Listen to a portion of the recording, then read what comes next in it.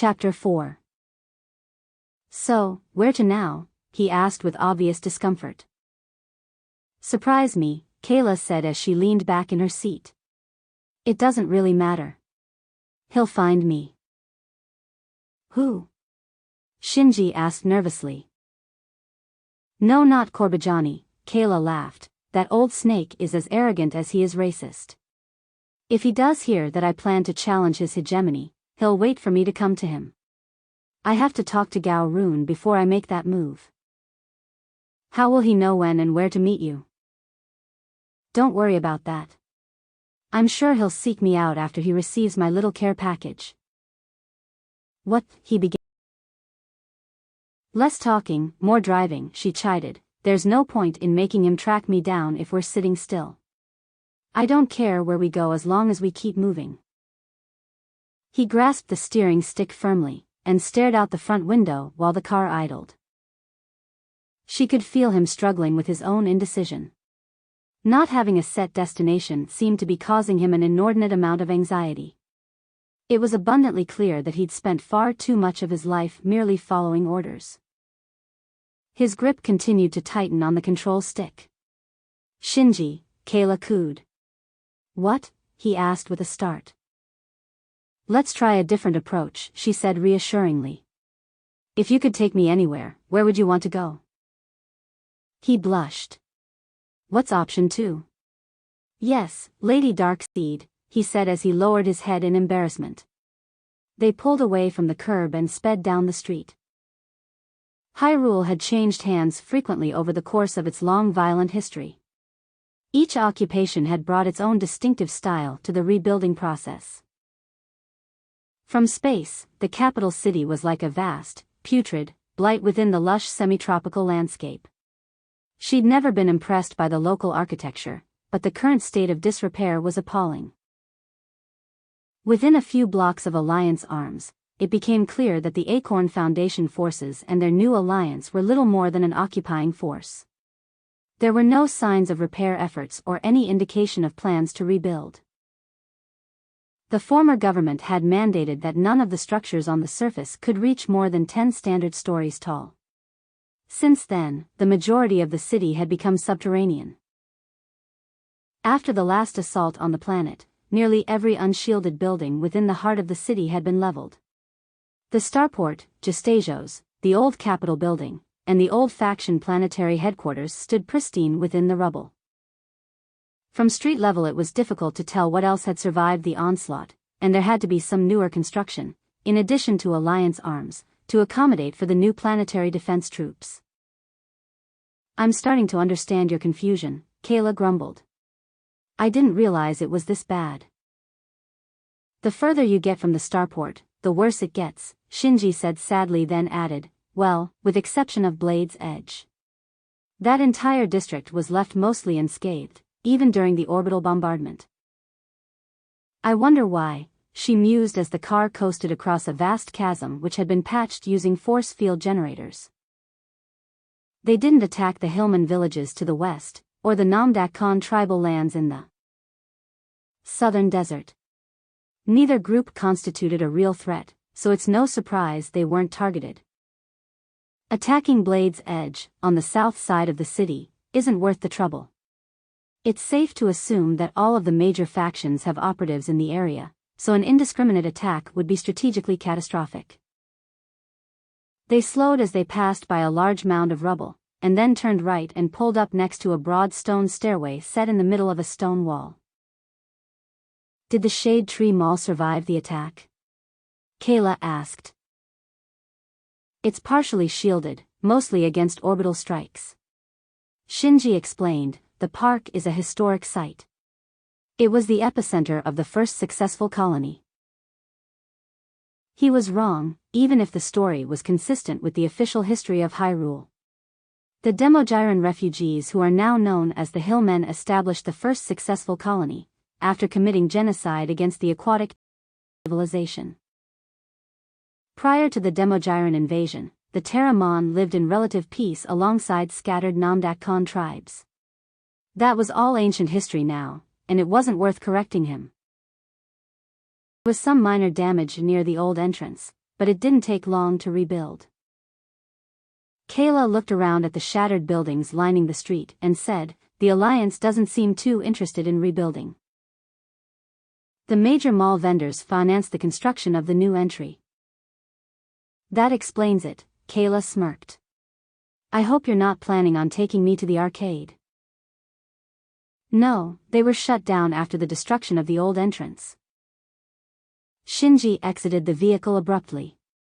"Good riddance," she muttered as she watched him rushing around to her side of the car. He swung the door open and offered her his hand with a theatrical flourish. Kayla smiled wryly as she took his hand and allowed him to lead her up the stairs. The entrance had been moved to the far side of the park. The last time she'd been here had been with her brother. Their visit to the Dome of Other Realities, DOOR, virtual reality arcade was far from pleasant. For that matter, she still had no idea what happened to Vance after she'd left to find help. Shinji's pace increased as they moved further into the park. It was readily apparent that only the centermost segment of the park had been shielded. During the bombardment, the assorted rooftops of the shops that had once encircled the former entry jutted upward, irregularly, just above the edge of a crater. The remaining grass, and smaller trees, had all been scorched, and the few surviving benches had been relocated to the protective area near the founding tree. "Is the mall still 5 stories deep?" Kayla asked. "You'll have to see for yourself. The damage to the top 2 floors was expansive. We've done all we can to maintain the mall's structural integrity, but there's still concerns about further collapses." Surprisingly enough, the bottom 3 levels weren't even damaged. The arcade was a massive dome structure deep within the heart of the mall. If the damage was limited to the top 2 floors, there was no logical reason for the door facilities to be closed. Her black tail coiled tightly around her waist as her twin brown tails swished back and forth along the ground behind her. "What's bothering you?" Shinji asked as he let go of her hand. "Nothing," Kayla responded swiftly. "Lie," Shinji said with a smirk. Kayla reinforced her mental shielding. "There's no point in shutting me out when you're being that obvious," Shinji chuckled as he motioned toward her tails. She urged her tails to return to their usual position wrapped around her legs, but they refused to submit to her will. She glared down at her tails as they continued to trace gently across the ground behind her. "Having difficulties?" he asked with a grin. She swayed her hips until they matched the movement of her tails and then, abruptly, thrust her hip in the opposite direction. "They really do have a mind of their own, don't they?" Shinji asked as her tails, hesitantly, coiled around her legs. "Sometimes, they just don't listen," she grumbled quietly while reaching for his hand. "Are you going to answer my question?" he asked while eyeing her hand suspiciously. "What question?" "What's bothering you?" "No, I'm not." "That's your prerogative," he said and then continued walking without taking her hand. Kayla looked down at her outstretched hand as if it had betrayed her. Her tail slithered down her body and slowly circled around her defensively. "Not now," she spoke telepathically within her own mind. Layer by layer she felt the thought reverberate deeper into her mind until it reached the very core of her psyche. The reply was swift and fierce. "If you fracture our union, we'll both be vulnerable. When you're conflicted, we can't continue this little dance of ours," her twin soul, Kivaza, scolded from the shadowy depths of her consciousness. "I'm in control." "No, you're not. He's not your brother. Don't lose sight of that, or I'll take control and relegate you to the depths." "I know that," Kayla thought angrily. "Clearly you don't," Kivaza mocked.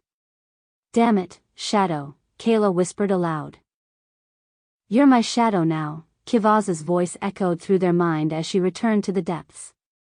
"Don't ever forget that." "What did you say?" Shinji asked. He was standing in front of her, just on the other side of the protective ring of her tails, and he looked worried. "I was just talking to myself," Kayla said as a crooked grin crept across her face. Well, if you're done. He as he spoke, but she could sense the intense level of anxiety he was experiencing. Shinji held out his hand to her. Her black tail hung up and wrapped around her arm and forcefully prevented her from reciprocating. That's strange, Shinji noted. I thought you could control that one. There's a lot more to it than that, she grumbled while trying to free her arm. I see that, he said. Is there anything I can do to help? I need a safe place to meditate. Would you mind watching over me while I'm busy sorting this out? Shinji pointed at the founding tree. It's one of the best shielded spots on the planet. Kayla stormed over to the tree while struggling with her tails. She sat cross-legged and stared at the lush yellowed foliage as she focused her attention inward. Her tails went limp and motionless as she felt herself sinking into the depths of the mind which she shared with her other self. As Kayla closed her eyes to the outer world, she opened her eyes within a reality which Kivaza had constructed deep within their psyche. She stood deep within a forest. A dense mist filled the woods just beyond the clearing in which they stood. Shadowy, amorphous, forms moved within the haze. A fire crackled within the fire pit at the heart of the clearing, which was wreathed with 2 stone circles. Kivaza stood within the inner circle, and Kayla in the outermost ring. Each appeared as a vague echo of their former selves. Kivaza having paler skin and lighter hair. While this wasn't the first time that they'd come together in communion like this, something was different this time. Kivaza had all 3 tails, and Kayla had none. Normally when they met like this each of them had a single brown tail, and the spiked black tail was missing entirely. Why are you doing this? Kayla growled. He's not your brother, Kivaza taunted. He's not Vance. I know that. Then why are you acting so familiar? You didn't seem to have any issue when we stripped for him, Kayla balked. Why do you care now that I just want to hold his hand? No, that didn't bother me in the least, Kivaza said sternly. Don't you see the difference? It should be clear in your words alone. Kayla paused to consider. What do you mean? Kivaza growled. Remember when I found you, the last of your life fading away, and I drew what remained of your soul into myself. We agreed to share this body, working together in perfect union, and now you think you can act in opposition to me? Should I have left you there to die? I don't understand, Kayla stammered. Why would you say that? Each of us is incomplete without the other, and we're so much stronger together. You say you don't understand me, yet you don't see that alone as a warning sign? Kivaza snickered. What warning sign? Kayla asked in frustration. If we are to be of one mind, should you not know mine? I was just holding his hand. I don't understand the problem. Kivaza's tail slapped the ground behind her, sending fine particles of ash and dust into the air. Do you not hear yourself? Like a spoiled child saying I want, without a moment to consider there should be no I here. Kayla faltered at the sound of the word. There's that word again, Kivaza chided. When I urged you not to take his hand and you ignored me, you should have known my mind. You should have known my reasoning. Even when we are discordant, we are one. Never forget that. Kayla looked at the ground beneath her and sat down quietly. The silence stretched out between the two as Kivaza glared at her. You can wait right here and consider the growing rift between us while I return and act alone for a while. Perhaps then you will understand.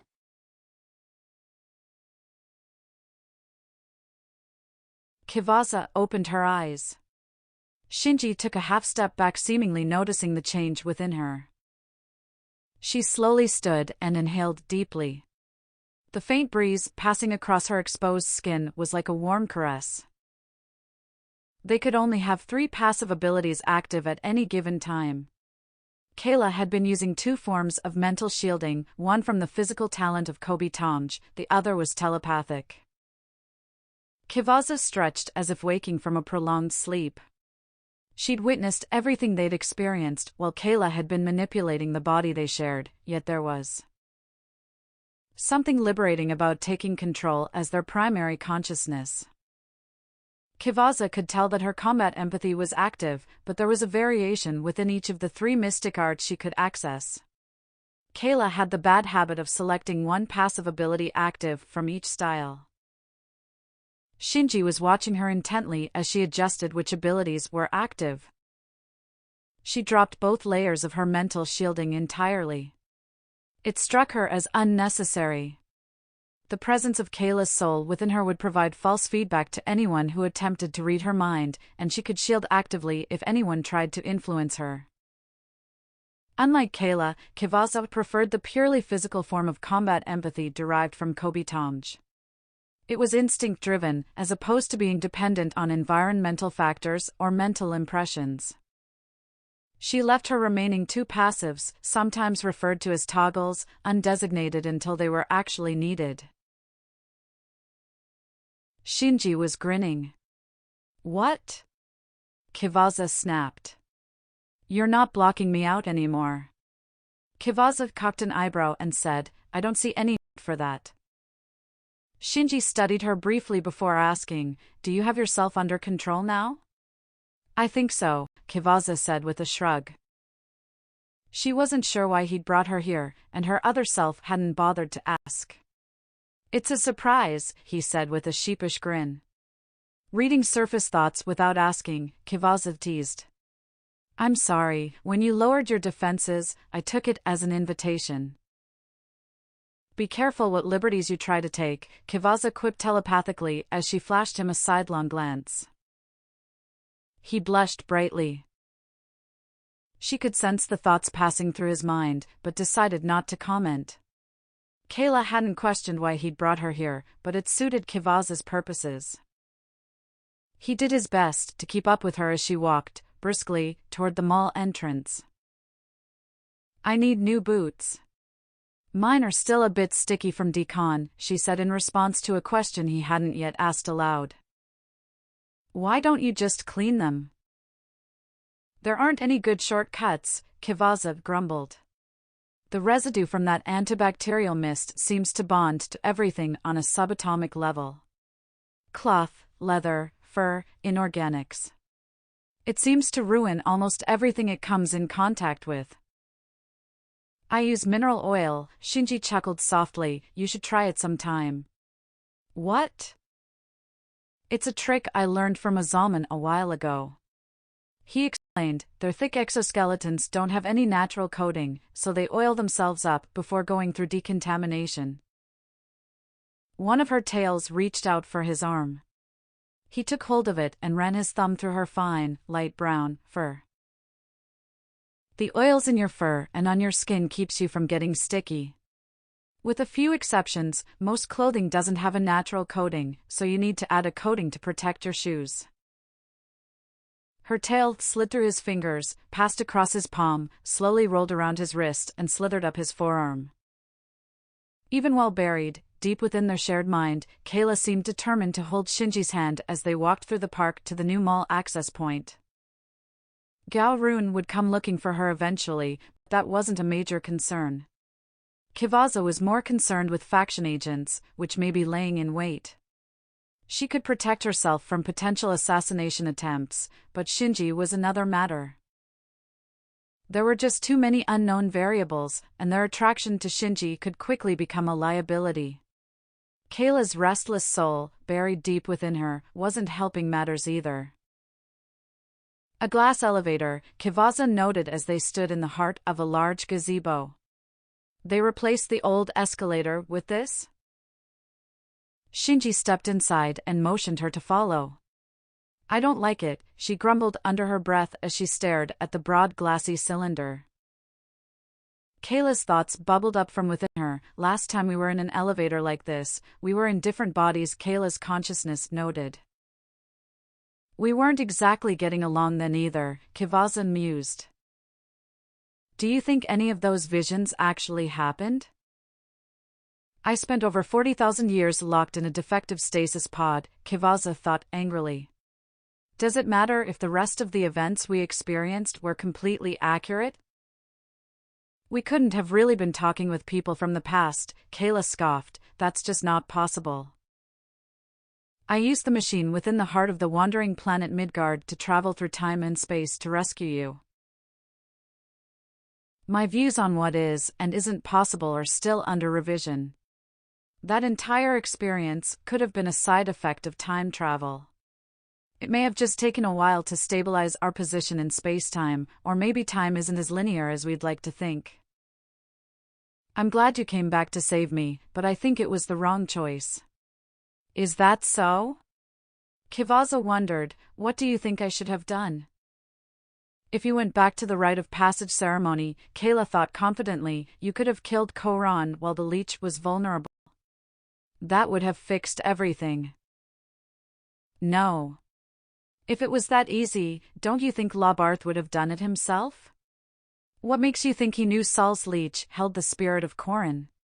He seemed to have foreseen everything else. What's that line in the prophecy about the last watcher forgetting to see? Kivaza yelped in surprise as the elevator door closed on her tail. It opened again after sensing the obstruction. It didn't actually hurt, but felt really strange. She glared at Shinji reproachfully for laughing as she stormed onto the elevator.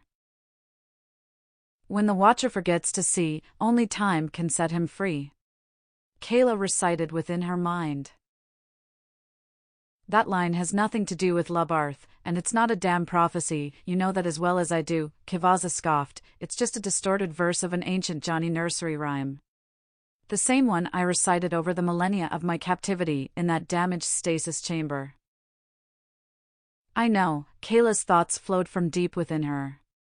Your constant recitation poisoned the subconscious minds of thousands of generations. Now, people believe it's an actual prophecy, and that belief gives those words power. It's all wrong, Kivaza muttered under her breath. They really did make a mess of things, Shinji said as the elevator continued its passage through the shattered wreckage of the first 2 levels of the old mall. The first floor had almost completely collapsed onto the second. Sorry, Kivaza muttered, I was lost in my own thoughts. What about? He used to tell me stories, Kivaza said in a distant, dreamlike tone. Over the years, they all ran together. All that's left is snippets of sing-song lyrics from a greater whole. Sometimes I can almost hear his song, but only for a moment, then the words are gone. What song? Shinji asked. Kivaza focused her mind and held on to the memory of the Johnny's words and sung softly until they fled from her, like smoke in the wind. Long ago the river raged, nourishing the tree of life throughout the ages.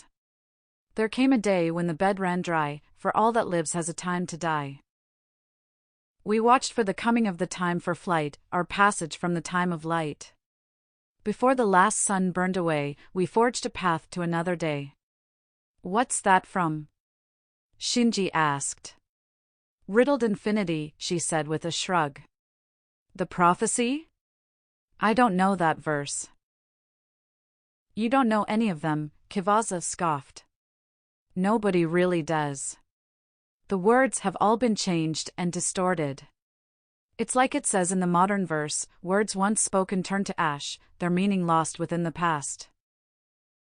Those aren't the actual verses, he countered, and would you mind doing me 2 favors? What? For starters, stop rhyming. Okay, and the second? Warn me the next time you try your hand at singing. So, you don't like my singing voice? She asked. That's a trap if I've ever seen one, he snickered. Come on, it's not that bad. Maybe it sounds better inside your head, Shinji shrugged. It does, Kayla's thoughts emerged, consoling her from deep within her mind.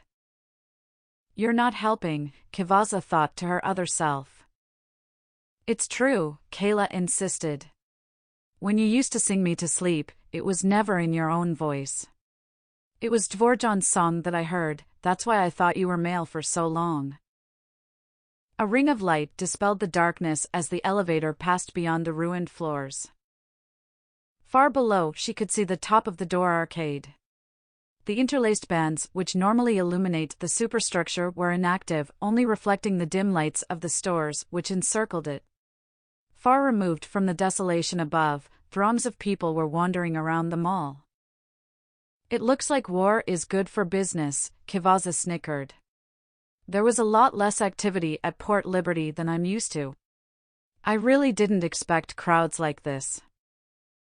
Shinji sighed. There's been a massive exodus. The local population has dropped almost 90% from what it was this time last year. The wilderness is slowly overtaking the planet. If the Alliance doesn't come up with a solution quickly, we'll lose the planet.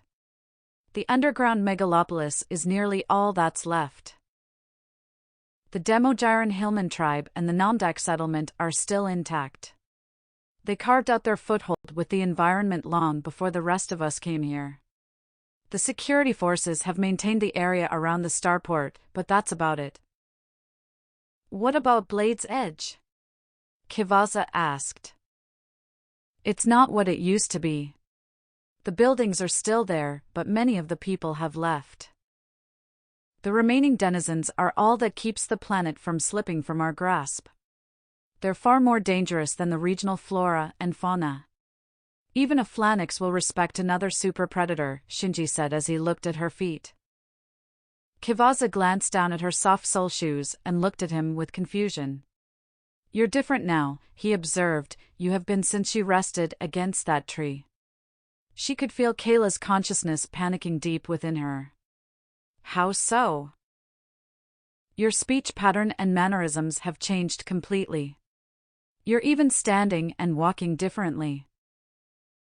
Am I? Your heels haven't even touched the ground since you stood up. She considered his words for a moment. He wasn't wrong, but she was impressed that he'd noticed. During the years she'd spent on the wandering planet Midguard, under the brutal tutelage of her former master, Sadakar. She'd picked up many behaviors while living among his people. She hadn't realized her demeanor was still far closer to that of a Valkren Gen-O than a Terran. Kivaza straightened her back, moved her arms to her sides, rolled her shoulders back, narrowed her stance, and slowly lowered her heels until they touched the ground. It didn't feel natural. Shinji stifled a chuckle as the elevator doors opened. Okay, let's go, she said, and then tripped over her own feet before taking her first step. Shinji burst out laughing. That wasn't me, Kayla's thoughts flowed up from within her. Then why are you giggling? Kivaza thought back irritably. You're embarrassed, Kayla teased. First. I'm starting to think I'm not the only one that likes him. You're not. Kivaza scolded, and that should trouble you at least half as much as it disturbs me. Kivaza was on the floor, laying prostrate before the world, tangled in her own tales. She was being gawked at by mall-goers while both Shinji and Kayla laughed. She glared up at Shinji as she extricated herself from her tales. I'm sorry I laughed, he said, swiftly snickering softly as he offered her his hand. I couldn't help myself. You're just too damn cute. She took his hand and allowed him to help her up. Cute? Isn't that a downgrade from earlier? Not at all, he insisted as he led her off of the elevator. Kivaza coiled her tails around her legs and waist to prevent them from being stepped on while making her way through the crowds. She felt awkward under the scrutiny of staring onlookers. Shinji looked down at her feet again and smiled. Boots, Kivaza said a little too loudly, I need new boots. In addition to the conventional stores, there were dozens of smallish vendor stalls positioned haphazardly throughout the area. Shinji had taken them down to the lowest level. He clearly had a specific destination in mind, but was doing his best to hide that information from her. Pretty youngling, voice called out to her. The shop worker was beckoning her to come over to their shop. They were a Lanarian of indeterminate gender, and their voice hadn't given her any hints. She was mildly surprised. Lanarians are closer to Terrans in appearance than any of the other counter-hominid species.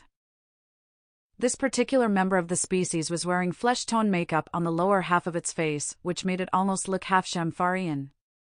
From its cheekbones downward, their deep brown, scaly brow was far less pronounced than that of most Lanarians.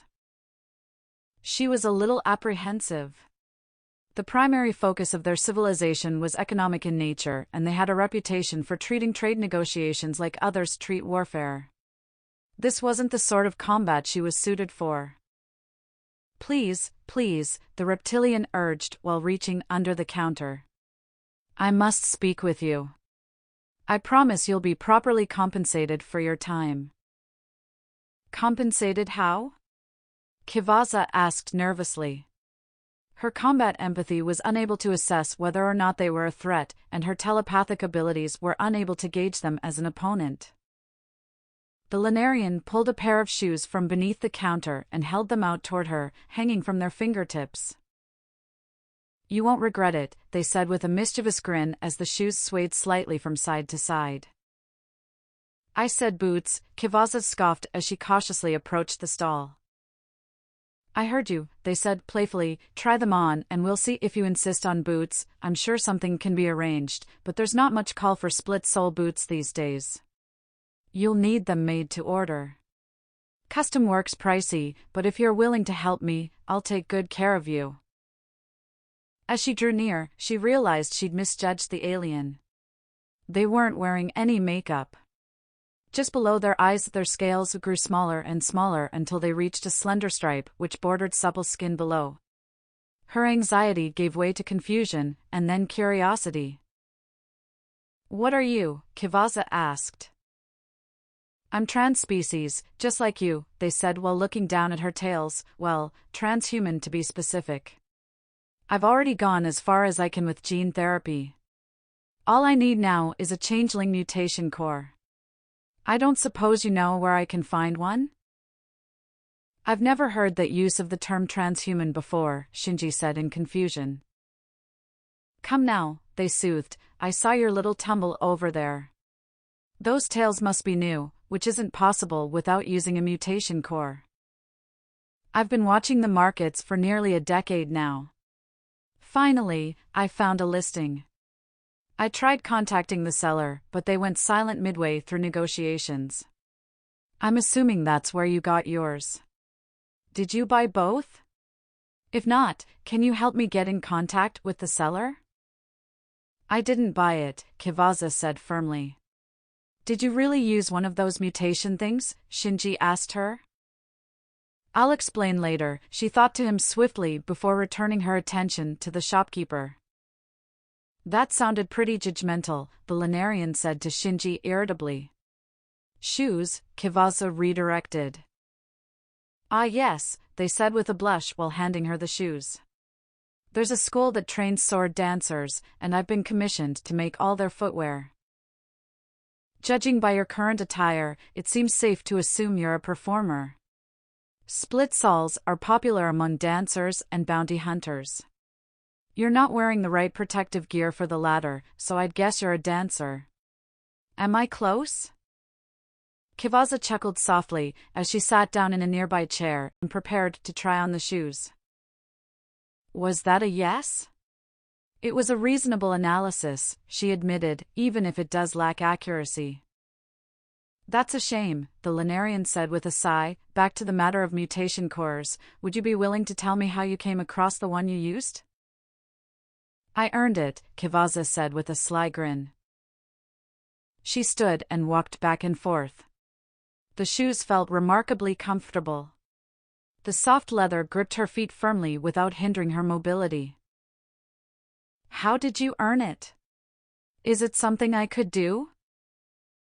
"That depends on your skill set," Kivaza said playfully. "All you have to do is kill a changeling." "Do you expect me to believe that a scrawny little Terran girl like you?"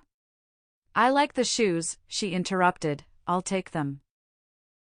I'll have to charge you, the Lunarian said forcefully. I'm not going to simply give them to you if you're unwilling to give me the information I need. Just scan my identichip before you say something that can't be unsaid, Kivaza cautioned as she held out her arm. We haven't even negotiated on a price. Just get the scanner, and then we can talk more. The shopkeeper grumbled under their breath as they reached over for a handheld scanner. I don't know what difference you think this will make, they grumbled, and then pushed the button. Shinji chortled softly at the look on the Lunarian's face as they read the scanner readout. Are you really Lady Darkseid? They asked in awe. Nice to meet you, Kivaza answered with a crooked grin, and what are you called? I'm Jiadin, it's the Lunarian language version of Jordan. Kivaza's frustration deepened. Their name was as gender ambiguous as everything else about them. She paid for the shoes after Jiadin made her promise to let them know if she came across another, intact, mutation core. Kivaza did have a second, but was unwilling to part with it. The species was nearly extinct. What was all that about? Shinji asked as he led her to their next destination. Nothing to worry about, Kivaza snickered and then added, I never did figure out if they were male or female. Why didn't you just take a peek inside their head? 5% of Lunarians are telepaths, and if they are one, they may have noticed if I did. They clearly know more than I do about how the changeling reproductive glands affect people than I do, so I didn't want to risk offending them. I may need to get more information from them in the future. You really used one without knowing anything about it? I didn't mean to, she objected. It was the result of drug-induced hallucinations after an accidental ambrosia overdose. She scowled and nearly gagged at the memory of the foul-tasting substance. You use ambrosia? Combat grade, she replied, but only when I can't avoid it. Really? What's it like? Cinnamon, she mused. Producers lace the ambrosia with spices to make it more tolerable, but in the end, it just tastes like cinnamon-flavored sewage. And people use it anyway? There's a reason it's usually sold in pre-measured capsules, but there really isn't any other option. It can't be simulated or synthesized. In all of Corrales, there's no other substance that can do what ambrosia does. Well, Shinji said as they stopped in front of a storefront, we're here. A hair salon, Kivaza snapped. All that nervous excitement was over your desire to take me to have my hair cut?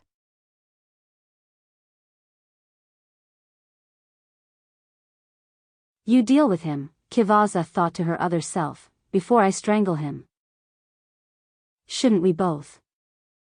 Kayla thought urgently as her twin psyche flowed beyond her, retreating to the depths of her mind. Their tails lashed out, frantically, in a desperate attempt to anchor the body they shared. Shinji rushed to help steady. Kayla felt dizzy and disoriented. He held her firmly by her right hip and left forearm. Her tails had braced her in a vaguely tripodal configuration, but it wasn't enough to fully support her weight. Without his assistance she would have ended up on the floor, again. Are you okay? He asked urgently. Can you stand? I'll be fine, Kayla said groggily. Just give me a second to get my bearings. She turned her head to look at him. Pretty brown eyes, she said dreamily. Please hurry, he pleaded, I can't hold you like this much longer. You're a lot heavier than you look. They slid downward as he started to lose his footing. I think I've got it now, she said as she used her telekinetic abilities to stabilize herself until she'd regained an acceptable level of control over her body. Shinji kept holding her long after she'd taken the majority of her weight off of him and had no further need of his support. The haircut can wait, he said nervously, let's get you something to eat. I'm all right now, Kayla said sternly. You almost collapsed, Shinji argued. This was neither the time or place to be having an internal struggle. She needed to restore the balance between her two souls, and quickly. Shinji clearly wasn't stupid. It was only a matter of time until he realized there was something strange about her, but she'd rather if it was on her terms. Fine, Kayla sighed, I guess I should eat something. Her tails wrapped around her midsection. Is there anything in particular you'd like? Meat, she said with a shrug. I don't care, as long as it used to have a pulse. Really, Shinji said in surprise. I didn't expect you to be that much of a carnivore. Herbivores are food, Kivaza spoke through her. Kayla was startled by the level of revulsion in her tone. Are you ready to come out of hiding yet? Kayla thought to her other self. Shield, Kivaza thought from somewhere within her. She took Shinji's hand and walked with him toward a row of restaurants. Kayla rolled her eyes as she raised her protective mental barrier. It was so much easier when her two selves were working together. If Kivaza was so worried about shielding their mind, why had she disabled it in the first place? Each aspect of herself had their own strengths and weaknesses. Under most circumstances, Kivaza was ruled by logic, and Kayla was the more emotional half. There was no strategic value to her current behavior. How being taken to get her hair cut could have hurt her so deeply was baffling. Kayla paused to look at her reflection in a window pane as they continued walking. A haircut isn't a bad idea, she mused, hoping it would appease Kivaza's consciousness within her. I look like a cotton swab. He chuckled softly. It's not that bad. I just thought that it would feel nice to be pampered a little. I know I'm always a mess after a long trip, and don't quite feel like myself until I get a real shower and a trim. My ship has real showers, Kayla scoffed. Must be nice, he said with a quirky smile. It has a nice big tub too, she added playfully. He released her hand, turned around to face her while walking backwards for a few steps. Then turned again and grasped her hand firmly as they continued on their way. What was that about? You're not walking on the balls of your feet anymore. She would have preferred if he was a little less observant. Her black tail shifted around her stomach and lower back, holding her brown tail in place as they slowly went limp. What are you doing? Kayla's thoughts reverberated through her mind, but seemed unable to penetrate its core. The deepest level of the psyche was a place no telepath would dare to look. It was a dangerous place to peer into, yet the safest place for Kivaza to hide. Something was very wrong, but she hadn't sensed it. It was like when she'd faced the Ravenhawk clone. Whoever was responsible had hidden their presence as well as their intent. Her other self was being isolated from her conscious mind. It had to be a powerful telepath, but what ability were they using? She rose, mid-step as she silently considered the different attacks which could achieve this result. Mind assault, domination, daydream, thought imitation, delusion, nothing made sense, and she couldn't home in on the attacker's mind. She could refocus her eyes, but the electric current flowing through the mall was likely to be blindingly bright. Dream warrior, phantom form, symbiotic attachment, illusion generation, nothing fit. She'd felt this sensation before when she'd last encountered. He tugged lightly on her arm, having not realized she'd stopped. Lady Darkseid, he asked. Shinji, Kayla whispered aloud while also mirroring her words, telepathically, within his mind. I need you to do something for me. What's wrong? I need you to look for someone who's completely motionless. They should be close, most likely sitting. The telepathic ability was called mental paralysis, and had there not been two minds within her, she'd have been rendered completely defenseless. Her Kobitomj-based combat empathy and her mental shield were both active, but without being able to access Kivaza's consciousness, there were years of training which were beyond her reach. The elemental forces would not respond to her mere will, and any ability which normally would require preparation was out of the question. The form of battle magic which Kivaza had learned from Sadakar would normally allow her to circumvent the need for rituals, but as long as the enemy telepath had influence over her second self, those capabilities would be nullified. The power being exerted against her was seldom used due to the concentration it requires to maintain. The telepath responsible would be unable to make any other actions while restraining Kivaza within her. The Cletharian Queen is an ancient being of unfathomable power, but even she needed others to act on her behalf while using this power. This opponent would be no different. I don't see them. Shinji's thoughts were panicked, erratic, but there's a group of people wearing robes heading our way. They have to be somewhere, find them. I don't see anyone. He thought, in desperation. Don't or can't, she wondered, then urgently added, look for a spot where people seem to be walking around something that can't be seen. I found it, he thought triumphantly. Where? There's a light pole about 15 feet to your left. I just saw someone take a quick step to the side instead of walking straight past it. That damn Ilanjani again, she growled softly. I'm going to need you to disrupt the telepath's concentration while I deal with its robed friends. How? I can't see it or sense its mind. Without a target, my psionic abilities are useless. That doesn't matter, she insisted. It's a feint. I need them to think I'm under their influence until the last possible second. They still haven't triggered my combat empathy, so I think they're planning to capture me. Okay. Be ready to act the moment I open my eyes. Be careful.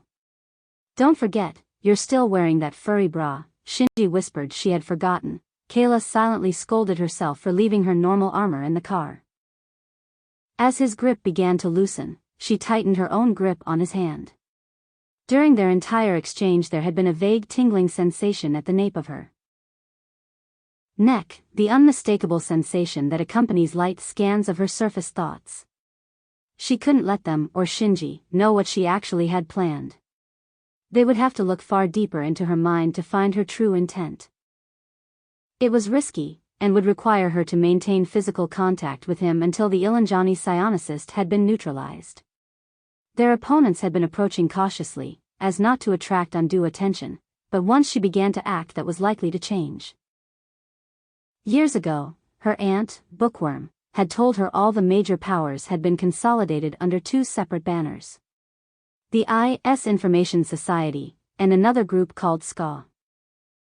Korbajani had ignored orders to return to his homeworld, Tazalum, and start a rebellion which would have liberated 6 planets from I.S. influence, tear Godnet from their grasp, and disrupt their monopoly over the flow of information throughout Corrales. They still would have had control over the ETA Courier Organization, the Applied Science Commission, ASC, and the Psionic Research Institute, PRI, but their influence would have been greatly diminished. Kayla and her sister self had delivered a substantial blow to PRI long before becoming directly involved with the new alliance, but clearly, she hadn't gone far enough.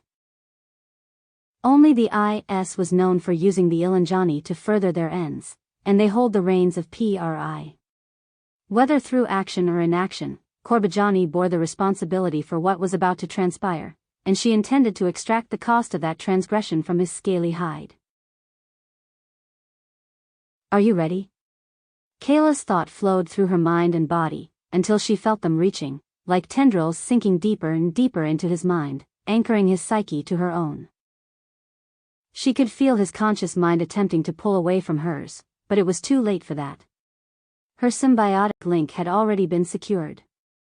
The physical contact between them had allowed her to bypass his defenses. The thought had been intended for her other self, not him.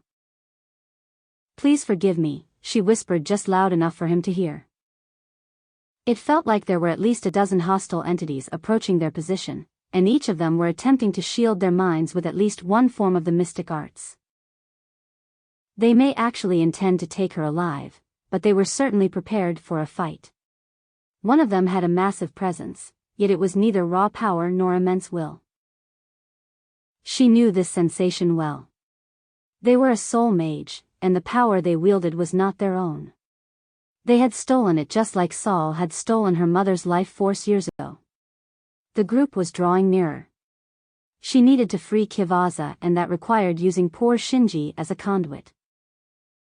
She could feel the temperature of the air around her fluctuate rapidly as her black tail loosened its grip around her waist and slid down to the floor, releasing its hold on her other tails as it did. She could feel his thoughts become frantic as he began to panic. She pulled his thoughts into herself and cycled them back into him, rapidly, until her thoughts seemed to mirror his, and then she redirected the flow, forcing his thoughts to conform to Kivasa's. His hand went limp in her grasp, as she carefully drew away from his mind, which was now held paralyzed by the Ilanjani instead of Kivasa's will. She felt a telepathic message pass through her into the very core of her mind. In that moment she didn't feel like she was connected to a single mind, but a small collective. Her first strike would have to be fast and violent enough to disrupt whatever mental link they were using to communicate with each other. They were sharing an active mental link. This was something she could exploit, but she'd have to be careful. She didn't want to risk another incident. She'd prefer to limit collateral damage, and really didn't want to be noticed by her again. Hello, patient 10357. Within the deepest recesses of her mind, she could feel Kivasa's laughter. That old control phrase was useless. The wetware, which had been implanted within her skull back when she'd been held at PRI, had been surgically removed prior to her return to Hyrule. Poor Thalu, she thought to herself as the memory of cleaning small chunks of the woman's remains from the shuttle console drifted through her mind. "What are you waiting for?" said a nearby voice. "She's resisting," another voice replied. The last PRI administrator she'd met wasn't a telepath. The first speaker was most likely overseeing the operation, but the Soul Mage and the Ilanjani were higher priority targets. "Can they do that?" the first speaker asked. "Are you sure you sent the right code?" 10357, the second speaker said indignantly. Kivasa was passively scanning the room. "That's what it said in your paperwork," a third, feminine, voice said from a little further away. Judging from their position, that was most likely the Soul Mage. "How do you know she's resisting?" "Her mind is still shielded," a nasal-sounding, male voice diagonally behind her explained. "It was probably just a reflex," the potential administrator said dismissively. "Try it again." "Hello, patient 10357. She lowered her head slightly. There were too many of them. As long as they are able to combine their wills, they could overpower her. There were only two paths to victory she could see. If she could gain access to the mental link which connected their minds, if they believed she was under their control.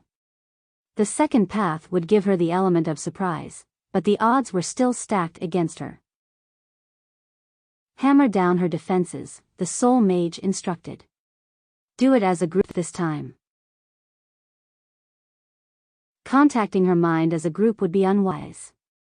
"I don't want to risk compromising the link," the first speaker objected. They were clearly competent, had no idea what she was capable of. She didn't need them to broadcast a joint message to her through the link. All she needed was for the trail of mental energy flowing between them to move past her head.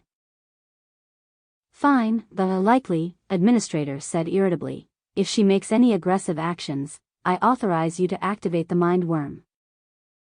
"I must object." The Soul Mage growled. "That would be a violation of our contract." Kayla's lip twitched involuntarily. "Your objection is noted," a new speaker said dismissively. Their tactics troubled her. I wasn't known for using overwhelming numbers, but cunning, deception, and manipulation. They'd tried using her old patient number, threatened her with the mind worm, enlisted the help of a Soul Mage, put her in the position of having to keep Shinji from getting hurt if she did fight, had waited until conflict had arisen between herself and Kivasa, and even then waited until Kayla was dominant within the body they shared. She'd always considered herself the weaker half, but that was just her own insecurity. "Are you sure they implanted a worm?" a gruff-sounding voice asked. "I'm not sensing it." It was too perfect. Either each of their actions had followed and then countered her expectations, or she was being deceived. Was any of this real, and if so, what? She felt like she was being slowly surrounded, but was she? Back in the days when Hawkstag's School of Mystic Arts was founded, the varied forms had been in constant competition with one another. When one style would develop a new technique, the others would swiftly move to find a way to replicate the ability or counter it. Since the destruction of the temple at the heart of the training facility, thousands of years ago, the methodologies have been standardized by groups like the Black Church and PRI. Kivaza's former master, Sadakar, had once been one of Hawkstag's apprentices. Of all the lessons she'd learned, all the techniques she'd been taught, and all the abilities she'd acquired, the most valuable gift he'd given her was the knowledge required to improvise.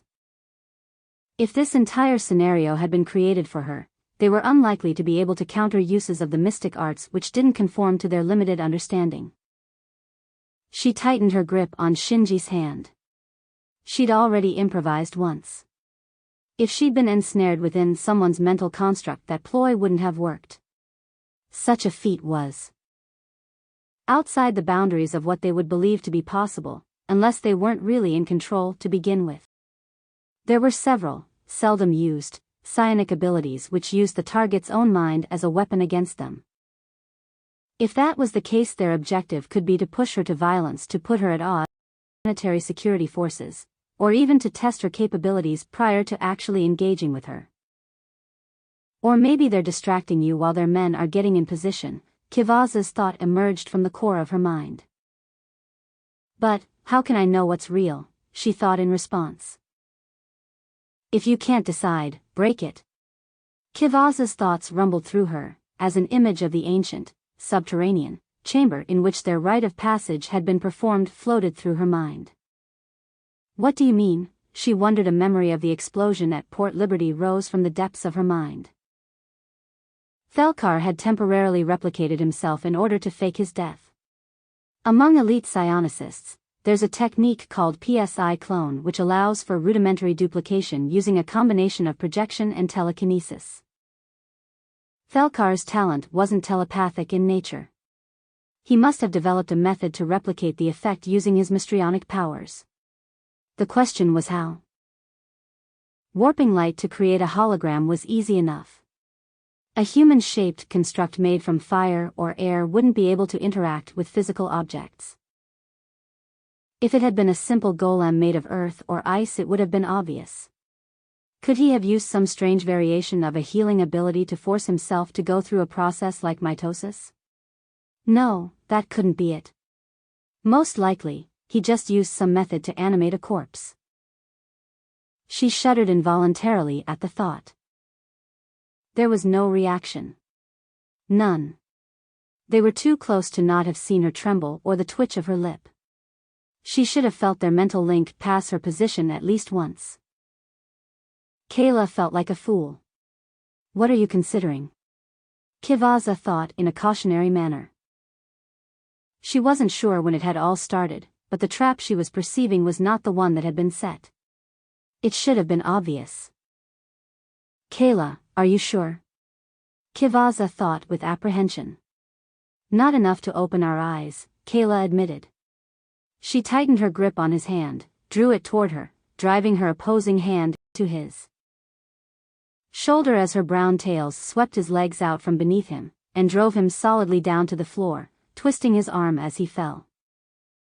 She heard him gasp in shock and pain as his head struck the floor. It wasn't Shinji, it couldn't be. It had to be the Ilanjani. They must have switched positions while she was distracted. Maybe during the brief moment when she'd release his hands, or maybe back when she'd almost collapsed in front of the hair salon. She kept her eyes closed. Certainly, they'd be broadcasting a mental hologram to further mislead her.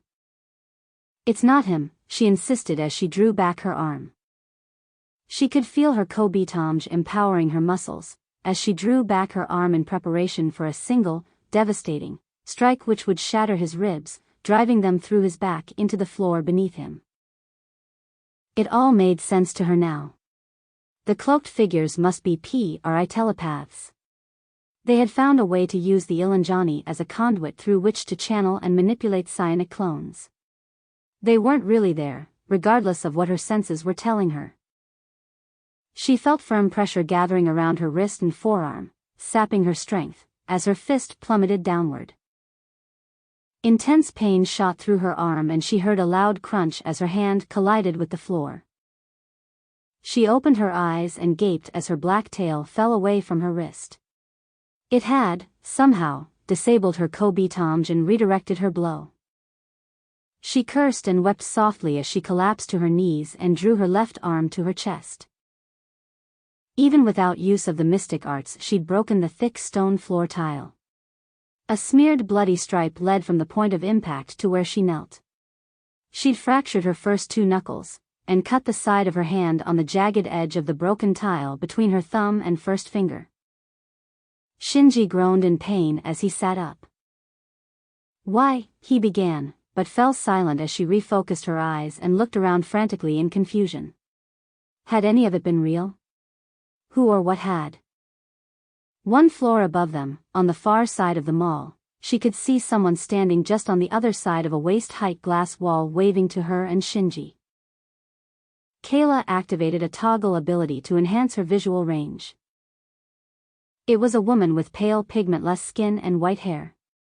She wore a slender bandolier lined with softly glowing gems. One thing was real enough. The lamentic woman was the soul mage she'd sensed earlier. There was a green-skinned Terran, an Udbar, standing next to the lamentic woman pointing an abnormally long rifle toward her, yet she didn't feel any threat from him even as he pulled the trigger.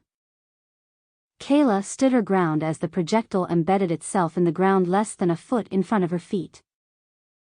The strange woman winked at her, patted the Udbar on the shoulder, then they turned around and vanished into the crowd. "What happened?" Shinji asked, as he held his hand against the back of his head, while trying to stand. Her tail steadied him as he staggered toward her. "It's not my fault," he said groggily. "The ground is moving funny." "You should sit back down, you may have a concussion," she said in an emotionless tone as she stared toward where the lamentic woman had been standing just moments before. She glanced down, momentarily satisfied that they weren't coming back. "I guess they missed," he chuckled softly as he sat back down on the floor. "They didn't miss," she responded in a soft, distant tone as she reached down and pried the inch-long, slender, metallic cylinder out of the floor. "They were just sending me a message." "What makes you think that?" Kayla held out her hand so he could see the delicate writing etched into the side of the short, slender rod. "Oh," he giggled with a lopsided smile, "it's an actual message." "That settles it," she said with alarm. "I'm taking you to the first aid station." "I'm fine now," he said as he held up his hands in protest. She glanced at his hands and then locked eyes with him. "You're not all right. You're bleeding." He looked at his hands with confusion. "Oh, you're right. Why am I bleeding, and what happened to your hand?" "Come on, let's go," she snickered. "He's not going to be happy when he comes back to his senses," she thought as she helped him up and led him toward the first-floor medical clinic.